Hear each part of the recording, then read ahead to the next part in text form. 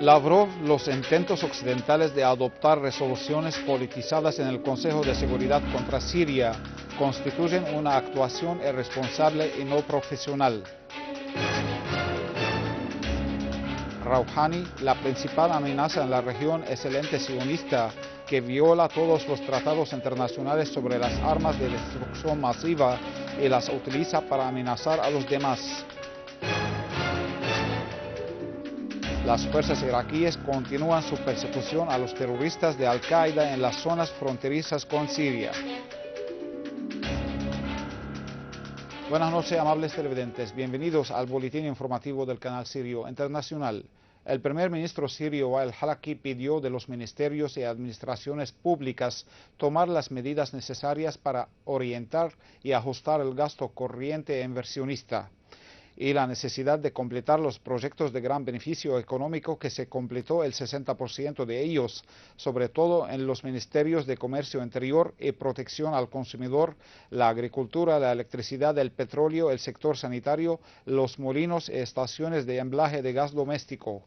Todo esto tuvo lugar durante una reunión del Consejo Supremo de la Planificación Económica y Social para estudiar las bases y directrices de elaborar el presupuesto general del Estado para el año 2014. Al-Halaki reclamó reducir el despilfarro, así como el mantenimiento de las divisas extranjeras y seguir la financiación de las importaciones principales, aludiendo a las medidas y políticas económicas que adoptó el Consejo Monetario y de Préstamo, el Banco Central Sirio y la Comisión Económica, con el fin de estabilizar el precio del cambio de la libra siria. Asimismo, consideró que el asunto del socorrismo es un tema que requiere grandes esfuerzos por el desplazamiento interno por la crisis, asegurando que el gobierno tiene gran interés en el programa de socorro y reconstrucción, donde se elevó el valor de lo que observó el gobierno del presupuesto del año 2013, que llegó a 30.000 millones de libras siria, a 50.000 millones de libras en el presupuesto del año 2014,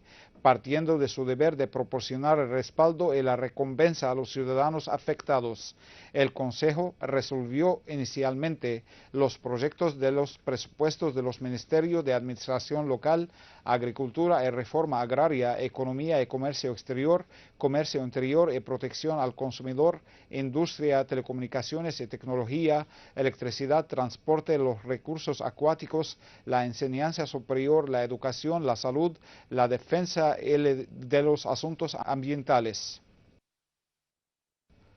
Los participantes en la tercera reunión amplificada del Comité Supremo de los Asuntos de Socorro y los representantes de las organizaciones humanitarias de la ONU en Siria debatieron los retos que enfrenta la labor de socorro en el marco del plan de respuesta humanitaria firmado entre ambas partes. La ministra de Asuntos Sociales, Kinda Al-Shammad, destacó la importancia de elevar el nivel de la coordinación con las organizaciones de la ONU, enfatizando la necesidad de respetar el principio de la soberanía nacional y la imparcialidad al iniciar la implementación de cualquier programa planteado por estas organizaciones internacionales. A su vez, el director del Departamento de las Organizaciones en la Cancillería siria, Milad Atiyah, señaló que esta reunión contribuye en allanar las dificultades, particularmente las financieras, que enfrenta el proceso de socorro en mejorar su actuación. Atiyah aseveró que la labor de las organizaciones internacionales y no gubernamentales en Siria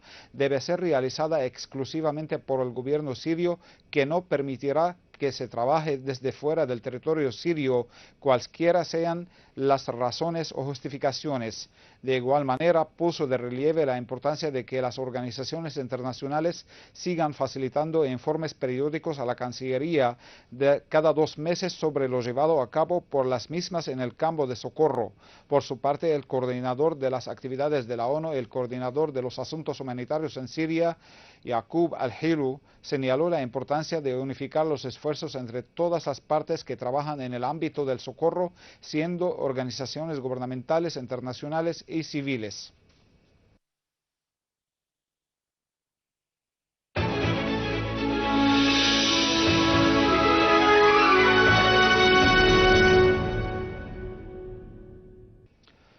El canciller ruso Sergei Lavrov calificó los intentos occidentales de adoptar proyectos politizados en el Consejo de Seguridad de la ONU de una actitud irresponsable y no profesional. El titular ruso denunció que los países occidentales no ven en el acuerdo ruso-estadounidense una oportunidad para liberar al mundo de grandes cantidades de armas químicas, sino como una oportunidad para conseguir lo que Rusia y China no les dejó hacer, sobre todo la adopción de una resolución que permita el uso de la fuerza contra el gobierno sirio y la absolución de la oposición. Lavrov reveló que los datos que posee su país demuestran que los armados dominan zonas donde existían depósitos de armas químicas, destacando la necesidad de que los países que financian a los grupos de la oposición, sobre todo los extremistas, encuentren una modalidad para que estos grupos entreguen las armas que están en su poder para destruirlas, conforme a la Convención de la Prohibición de las Armas Químicas. El presidente iraní Hassan Rouhani señaló la necesidad de que todos los países trabajen para detener la guerra en Siria y el apoyo a los grupos armados. En una ceremonia celebrada con motivo del aniversario de la Semana Sagrada de la Defensa, el mandatario iraní recalcó que no se puede deshacer una guerra iniciando a otra, destacando la importancia de que la oposición siria dialogue con el gobierno de su país. Por su parte, el presidente del Consejo Shura iraní, el Parlamento Ali Larijani, reiteró la postura de su país que aboga por una solución política de la crisis en Siria. Larijani, durante una rueda de prensa conjunta con el presidente del Parlamento turco, Jamil Jejik, que se encuentra de visita en Irán, recalcó en el papel de los parlamentarios iraníes y turcos en allanar el camino ante una solución política de la crisis siria y rechazar el terrorismo y la sedición, señalando que su país pide de todos los estados hacer frente al terrorismo y combatir la ideología extremista en la región.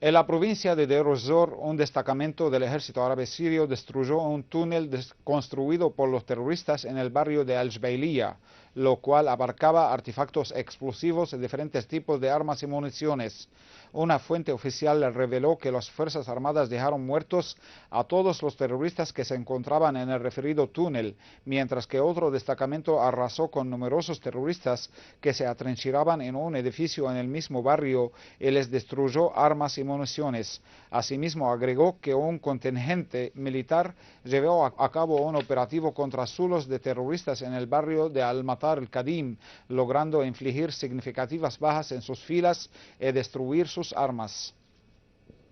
En el barrio Barze, una fuente militar dio a conocer que unidades del ejército han logrado gran avance en su persecución a los grupos armados terroristas, infligiendo grandes pérdidas en sus filas. La fuente añadió que fueron descubiertos varios túneles en diferentes zonas que los terroristas utilizaban para el tránsito, así como para depositar armas, municiones y cargas explosivas.